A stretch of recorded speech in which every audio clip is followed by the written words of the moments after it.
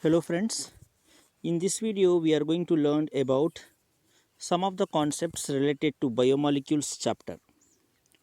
So first concept we are going to discuss is about primary metabolites and secondary metabolites, and that we can find usually in plants where from photosynthesis they are going to produce some compounds which are necessary for their growth and development. They are called as primary metabolites, and some compounds which are not necessary for the growth and development, they are called as secondary metabolites. So basically metabolites are the intermediates and product of metabolism and typically characterized by small molecules with various functions. And there are two types of metabolites, primary and secondary metabolites. Now, what are primary metabolites? So, primary metabolites are directly involved in normal growth, development, and reproduction of an organism. They include carbohydrates, proteins, lipids, and nucleic acids. They are called as primary metabolites. Means they are directly involving in growth, development, and reproduction. Whereas secondary metabolites are not involved in growth, development, and reproduction. They are called as secondary metabolites. Example: antibiotics, mycotoxins, resins, rubber, gum. They are all the secondary metabolites. Now, another important part of this biomolecule chapter is carbohydrates. Now, the word carbohydrate is derived from their general formula CH2O n times, which means hydrates of carbon. And the term carbohydrates and saccharides are very closely related, and the most abundant carbohydrates are polysaccharides like starch, glycogen, cellulose. And the most important carbohydrate in our body is glucose. And the term saccharide means sugar. The carbohydrate definition is carbohydrates may be defined as polyhydroxyaldehydes or polyhydroxyketones. If you take glucose, you can find polyhydroxy, many hydroxy group with aldehyde group with a functional group. C double bond OH is a aldehyde group. Whereas in fructose, you can find many hydroxy group, polyhydroxy, but you can find keto group also. So polyhydroxy ketones or the compound that yields these derivatives on hydrolysis, means carbohydrates are the compounds on hydrolysis they may release polyhydroxyaldehydes or polyhydroxy ketones. Now, classification: basically carbohydrates are classified into monosaccharides, oligosaccharides, and polysaccharides. So in monosaccharide, you can find only one sugar molecule, glucose, fructose, galactose are the example. In disaccharides, two sugar molecules you can find, example sucrose, lactose, and maltose. In oligosaccharide, you can find 2 to 10 sugar molecules, example raffinose and saccharose. Means disaccharide is also a type of oligosaccharide. And the last class is polysaccharide, where you can find 10 or more sugar molecules, example starch, glycogen, and cellulose.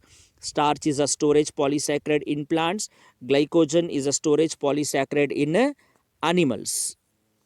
Now, polysaccharides again classified into homopolysaccharide and heteropolysaccharide. In homopolysaccharide, you can find the similar type of monosaccharides or similar types of sugar units, and in heterosaccharide, you can find different monosaccharide units. Here you can see glycogen, which is one of the polysaccharide, storage polysaccharide in animal. In the presence of amylase enzyme, alpha amylase enzyme, it break down to release D-glucose. So glucose are the monomers present in glycogen. Glucose is a monosaccharide and glycogen is a polysaccharide. So certain additional terms like aldose, aldose as a carbohydrate that contains aldehyde group as an example, as in functional group, example glucose. So carbohydrate that contains aldehyde group are called as aldoses. Ketose are the carbohydrates contain keto group, example fructose. Triose is a sugar or carbohydrate having 3 carbon. Tetrose is a sugar having 4 carbon atom. Aldopentose is a pent means 5 carbon atom, 5 carbon sugar having aldehyde group. Ketohexose is a 6 carbon carbohydrate or sugar with a keto group as an keto group as a functional group, example fructose. Now between one sugar and another sugar, or one glucose and another glucose, there is a formation of a bond called glycosidic bond. Okay, by the release of one water molecule between these two monomers or two monosaccharides. These are the two monosaccharides. These two monosaccharides are going to join with the help of a bond called glycosidic bond. So remember, glycosidic bond is the bond present between the sugar molecules. Now another important biomolecule is protein. So proteins are very essential compound necessary for normal functioning of the living system. It is the word protein derived from a Greek word called proteos, means first, and all proteins are made up of amino acids. So in amino acids you can find two functional group, basic amino group and acidic carboxylic group. Both are attached to the same carbon atom, and that carbon atom is called as alpha carbon atom.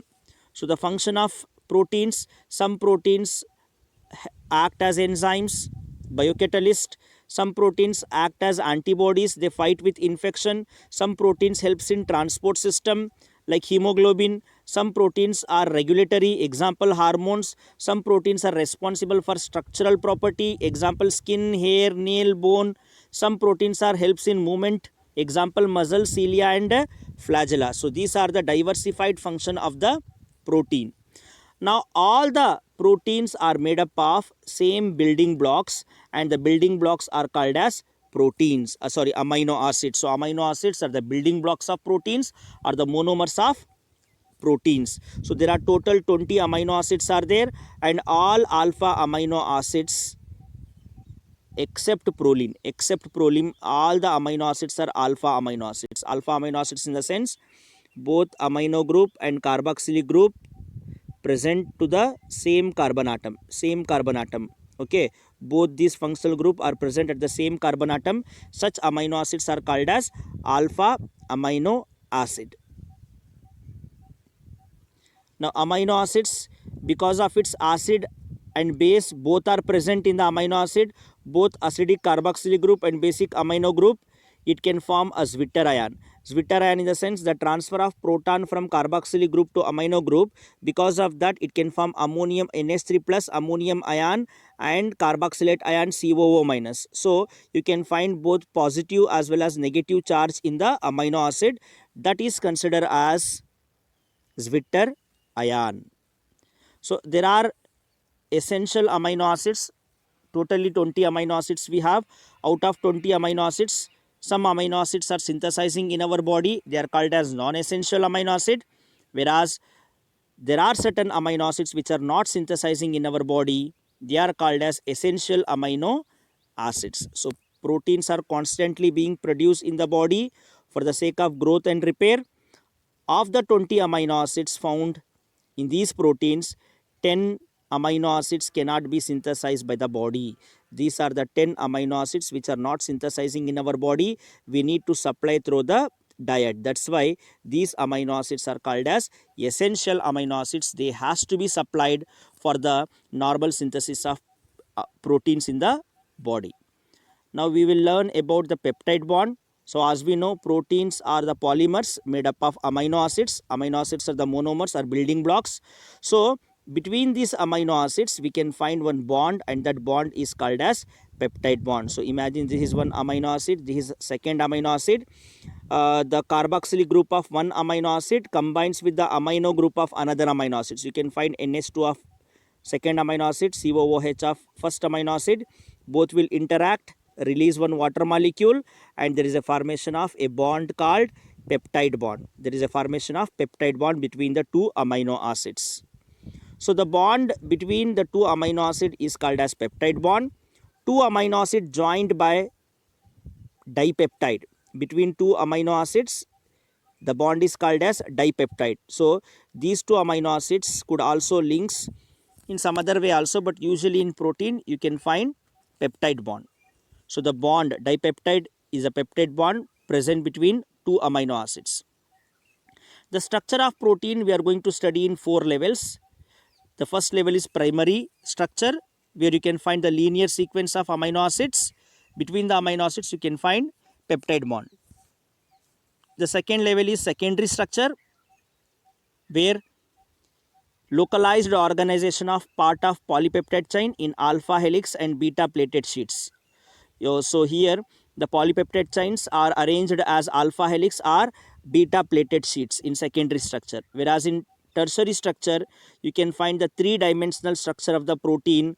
Overall three-dimensional arrangement of polypeptide chain you can find in a tertiary structure, and in quaternary structure you can find the association of two or more polypeptide chains to form a multi subunit complex. Let us go to another biomolecule called nucleic acids. So nucleic acids are the molecules present in the nucleus and stores the information for cellular growth and reproduction. There are two types of nucleic acids, DNA and RNA. Okay, these two polymers, DNA and RNA, made up of monomers called nucleotides. And nucleotide is made up of three components: nitrogen base, pentose sugar, and phosphate group. So these are the three components present in the nucleic acids. So DNA and RNA are the nucleic acids. They are long thread-like polymer made up of monomers called nucleotide. So this is the structure of nucleotide, that is consist of three components. They are nitrogen base, pentose sugar, and phosphate residue. Phosphate residue, pentose sugar, and nitrogen base. The nitrogen base may be purine or pyrimidine. So monomers of the nucleic acids are called as nucleotide. As I said, they are made up of phosphate group, nitrogen base, and a pentose sugar. Pentose sugar is ribose in case of RNA and deoxyribose in case of DNA. The nitrogen bases are of two types, purines and pyrimidines. In purines you can find two rings, whereas in pyrimidines you can find only single ring. There are two types of purine, adenine and guanine, and three types of pyrimidine, cytosine, thymine and uracil. Out of these 5 nitrogen bases, DNA has 4 nitrogen bases: adenine, guanine, cytosine and thymine. Whereas in case of RNA, adenine, guanine, cytosine and uracil. So thymine is a nitrogen base present only in DNA, and uracil is the only nitrogen base present in RNA.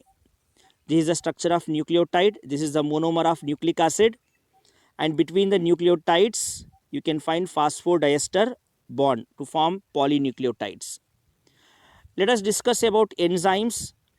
Enzymes are the biocatalyst.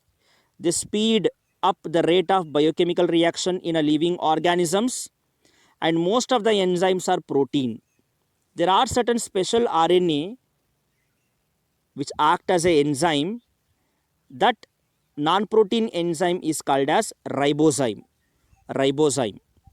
So in the structure of enzyme you can find active site, that is the region that binds to substrate, cofactor and prosthetic group, and contains residue that helps to hold the substrate. So active site has a specific shape due to the tertiary structure of the protein. A change in the shape of protein affects the shape of active sites, and the function of the enzyme is also going to be altered. The classification of enzymes based on IUB: oxidoreductase responsible for oxidation reduction reaction, transferases transfers the group of atom, hydrolases responsible for hydrolysis breakdown. Lyases adds atom or remove atom, or they are responsible for the formation of double bond. Whereas isomerases, they rearrange the atom, and ligases, they use ATP to combine the two different molecules.